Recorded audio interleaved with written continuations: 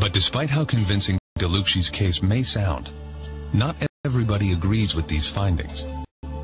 One of the dissenters is Dr. Richard Wiseman of the University of Hertfordshire, near London. He has taken a long, hard look at the evidence that the reincarnation scientists have compiled. The question is what's going on there? And I think part of the problem with assessing the situation is you simply don't know the role that chance could play. In order to answer that question, Wiseman has devised a very simple experiment. He invited a random selection of children into his institute and asked them the same questions that researchers investigating claims of past lives would ask.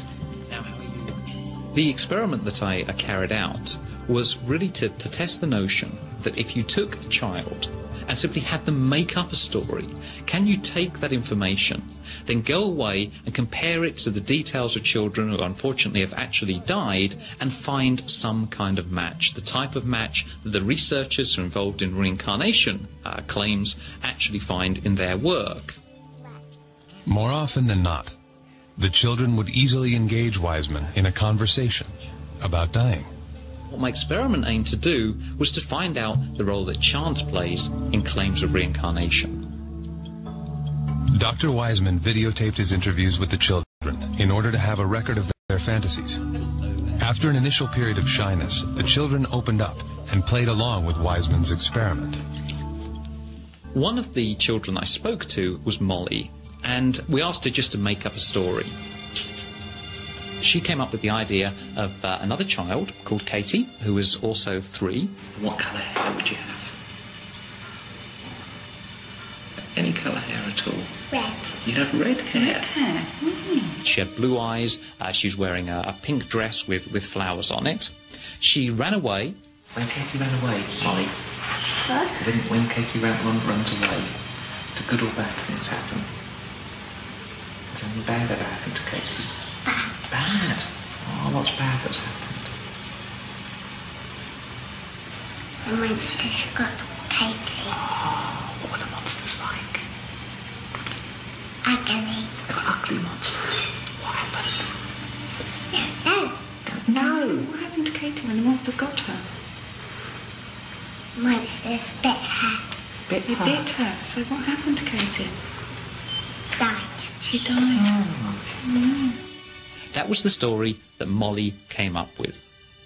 Now, what we wanted to know was, of course, if you took that story and you tried to match it against stories where genuine children, unfortunately, had actually died, could you find a match? And what we found was quite remarkable.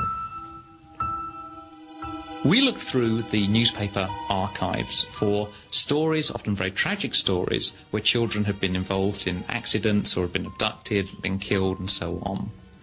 One particular story matched the imaginary story that Molly had given us. The actual child was 3 years old. The actual child had red hair, blue eyes, a pink dress with flowers on it. The child lived very close to the seaside and enjoyed going to the beach. One day they ran away from the house, unfortunately were abducted and were killed. So out of the 17 facts that Molly gave us, 13 of them were absolutely correct. Now, if Molly was claiming to have lived before, this would be the reincarnation case of the decade. Yes. Yeah. This result even spooked Molly's mother, who knew for certain that her daughter had only made up the story. I found that quite shocking. There was actually something really happened. Because I know even if there's no connection, you sort of instantly feel connected then to something because of, you know, what Molly made up. I instantly sort of felt connected, or felt for the parents of that particular child. The notion that we've lived before is obviously very, very radical. And so part of what I was doing was trying to work out how can we assess the validity of the claims for reincarnation. I don't think we're finding out anything about the paranormal. I don't think we're finding out anything about whether or not we actually live in a previous life. We're finding out a great deal about psychology, about the way in which people can fool us and we can fool ourselves.